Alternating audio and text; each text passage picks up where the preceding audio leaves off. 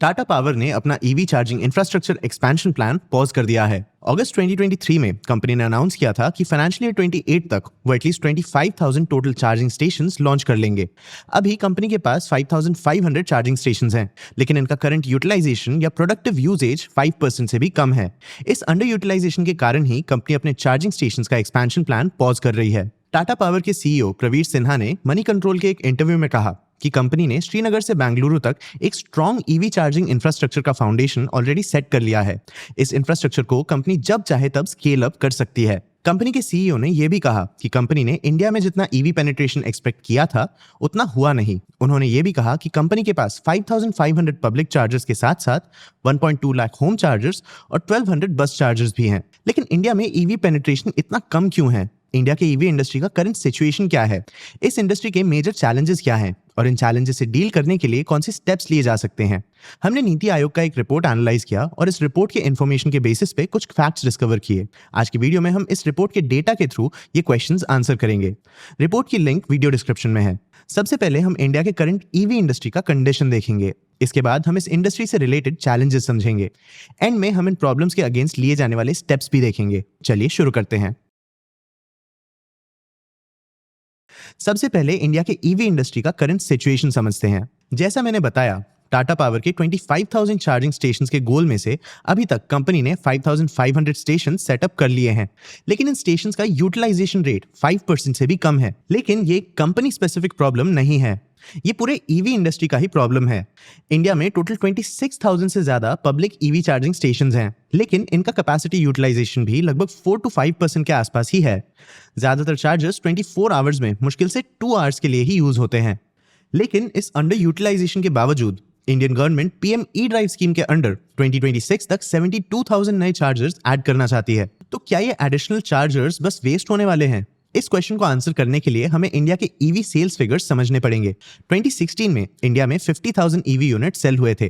2024 तक ये number 2.08 million तक बढ़ गया।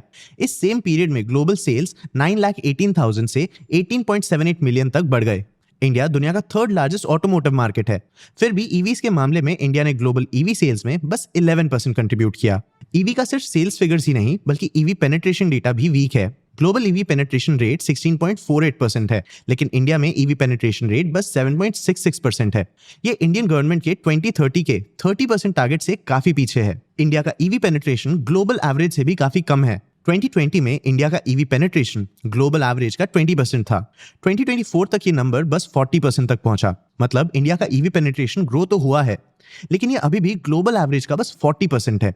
और जब इंडिया के ईवी डिमांड ग्रोथ में क्लियरली वीकनेस दिख रहा है, तब भी इंडियन चार्जिंग इंफ्रास्ट्रक्चर रैपिडली बढ़ रहा है। करंटली इंडिया का EV to charging station ratio 14:1 है। मतलब हर चार्जिंग स्टेशन से 14 कार्स चार्ज होते हैं। कंपेयर करें तो ये नॉर्वे के 25 कार्स पर चार्जिंग स्टेशन से बेटर है, क्योंकि कम कार्स मतलब कार ओनर्स के लिए कम वेटिंग टाइम। लेकिन नॉर्वे का ईवी पेनिट्रेशन रेट 93% है। मतलब नॉर्वे में ईवीज के सेल्स स्ट्रांग है। वहीं इंडिया में ईवी पेनिट्रेशन सिर्फ 7.6% है।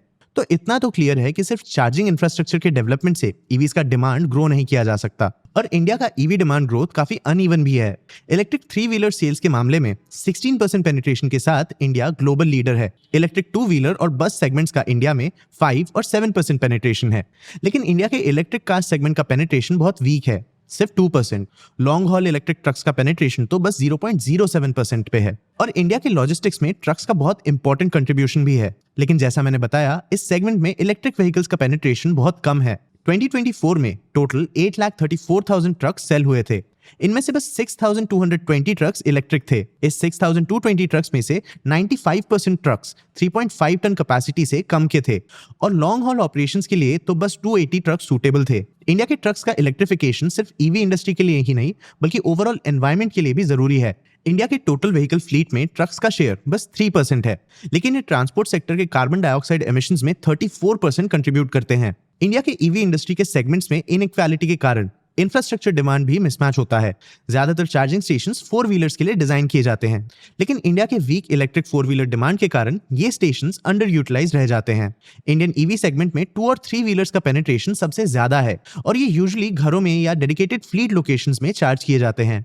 लेकिन इन चार्जिंग स्टेशंस में एक इशू है, lack of standardization. Electric 4 wheelers type 2 या CCS2 कनेक्टर्स यूज करते हैं। ये कनेक्टर्स कंसिस्टेंट हैं और ये इंटरचेंजेबली यूज किए जा सकते हैं। तो 4 व्हीलर्स में कोई इशू नहीं है, लेकिन 2 व्हीलर्स में प्रोप्राइटरी कनेक्टर्स का यूज होता है। मतलब अलग अलग व्हीकल मैन्युफैक्चरर्स अलग अलग चार्जिंग कनेक्टर्स देते हैं। इससे इलेक्ट्रिक 2 व्हीलर्स के चार्जिंग इंफ्रास्ट्रक्चर में यूनिफॉर्मिटी नहीं रहता और इंडिया के फास्टेस्ट ग्रोइंग ईवी कैटेगरी के डिमांड में एक लिमिटेशन लग जाता है। इंडिया के चार्जिंग इंफ्रास्ट्रक्चर में 2 और चैलेंजेस हैं, लैक ऑफ स्मार्ट इंफ्रास्ट्रक्चर और हाई मेंटेनेंस इश्यूज। चलिए इन चैलेंजेस को भी समझते हैं। सबसे पहले लैक ऑफ स्मार्ट इंफ्रास्ट्रक्चर। देखो दोस्तों, इंडिया के ईवी चार्जिंग इंफ्रास्ट्रक्चर का मेजर फोकस सर्विस डिलीवरी की जगह एसेट प्रोक्योरमेंट पे रहा है। मतलब चार्जिंग स्टेशंस ऑपरेट करने वाली कंपनीज बस इन स्टेशंस का क्वांटिटी बढ़ा रहे हैं। ज्यादातर चार्जिंग स्टेशंस बस बड़े प्लग पॉइंट्स होते हैं। इन स्टेशंस में कोई स्मार्ट फीचर्स नहीं है, जैसे real time monitoring, adaptive energy distribution और प्रेडिक्टिव मेंटेनेंस कैपेबिलिटीज। और ये कोई फैंसी फीचर्स नहीं है जिनकी ज्यादा जरूरत नहीं है।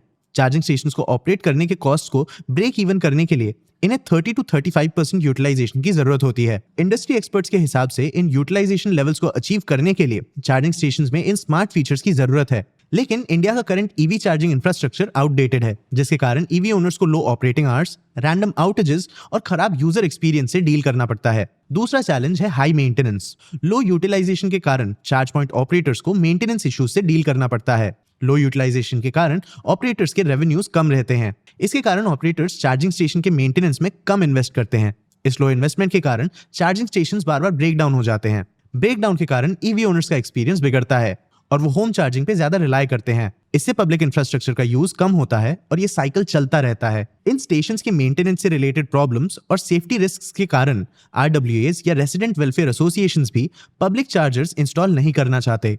पावर डिस्ट्रीब्यूशन कंपनीज भी इन चार्जर्स के इंस्टॉलेशन में इंटरफियर करते हैं। ये कनेक्शंस डिले करते हैं और हाई फिक्स चार्जेस लेवी करते हैं, जिसके कारण इनका इंस्टॉलेशन रेजिडेंशियल प्रॉपर्टीज के पास भी नहीं होता।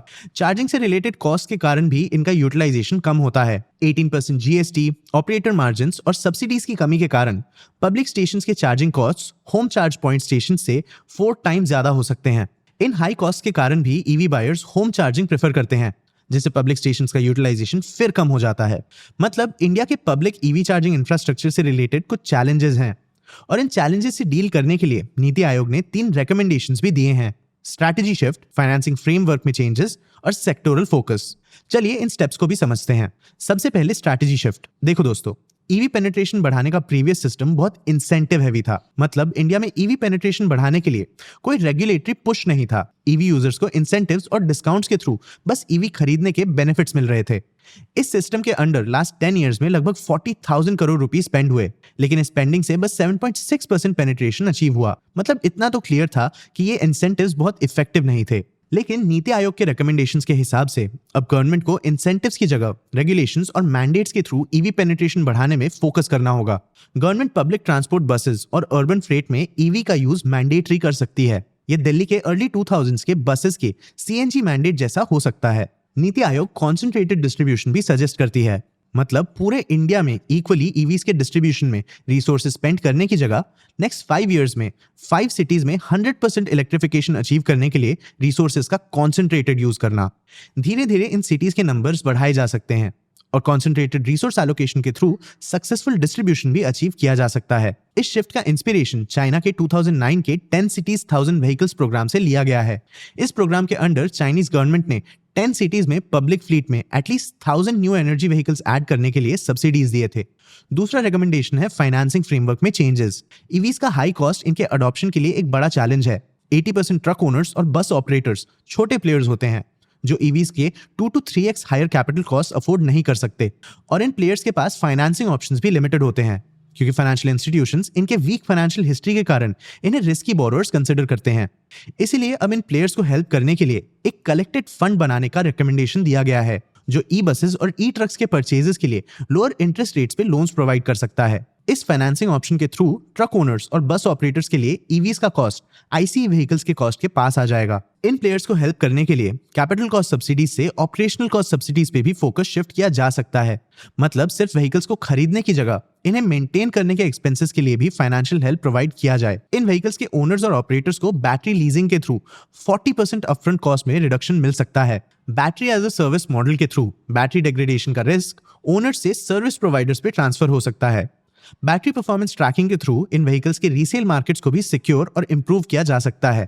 थर्ड रिकमेंडेशन है सेक्टोरल फोकस। जैसा मैंने बताया, इंडिया के ईवी डिस्ट्रीब्यूशन अलग अलग सेगमेंट्स में काफी अनइवन है, तो इन सेगमेंट्स का पेनिट्रेशन इंप्रूव करने के लिए इनके लिए अलग अलग सॉल्यूशंस की जरूरत होगी। जैसे इलेक्ट्रिक टू व्हीलर्स की बात करें तो ये इंडिया के व्हीकल फ्लीट में 75% कंट्रीब्यूट करते हैं। इस सेगमेंट को होम चार्जिंग सॉल्यूशंस और यूनिफॉर्म चार्जिंग इंफ्रास्ट्रक्चर की जरूरत है, मतलब सेम चार्जिंग कनेक्टर्स जो इंटरचेंजेबली यूज किए जा सकें। पब्लिक चार्जिंग इंफ्रास्ट्रक्चर को बसेस और ट्रक्स जैसे व्हीकल्स पे फोकस करना चाहिए, जो यूजुअली क्लस्टर्स में पार्क किए जाते हैं। इनका per unit emission reduction potential भी ज्यादा होता है। बसेस और ट्रक्स इंडिया के फ्लीट का लगभग 3 to 4% होते हैं, लेकिन ये मिलके टोटल व्हीकल्स के 50% से ज्यादा एमिशंस के लिए रिस्पॉन्सिबल हैं। इसलिए इन व्हीकल्स का एमिशन इंपैक्ट रिड्यूस करने के लिए ज्यादा पोटेंशियल भी है। इन स्टेप्स का इंपैक्ट समझने के लिए हम इंटरनेशनल मार्केट्स में भी ईवी अडॉप्शंस के ट्रेंड्स देख सकते हैं। वियतनाम का ईवी मार्केट 3 इयर्स में ऑलमोस्ट 20 टाइम्स ग्रो हुआ। इस ग्रोथ को अचीव करने के लिए गवर्नमेंट ने क्लियर रेगुलेशन सेट किया। 2040 तक फॉसिल फ्यूल्स का प्रोडक्शन बंद करना और 2050 तक 100% इलेक्ट्रिक या ग्रीन एनर्जी व्हीकल्स का टारगेट अचीव करना।